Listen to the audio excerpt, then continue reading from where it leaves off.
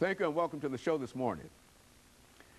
The topic this morning is premature ejaculation. And we're fortunate to have with us to talk about the difficulties that some men and women have in achieving sexual satisfaction.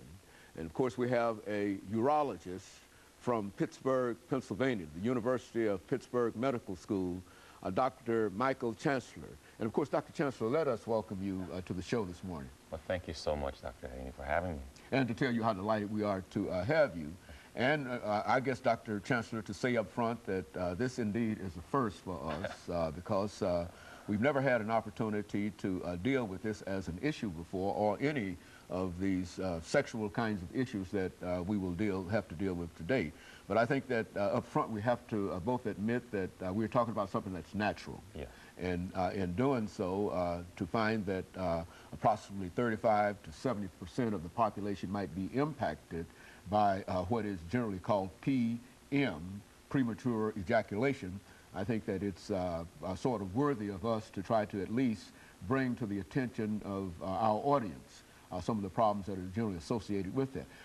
Dr. Chancellor, let's start off by having you, before you get into your research dealing with PM, let's start off by having you to give us some information about your background, your education, and some of the things that were important in eventually leading you to become involved in this particular topic.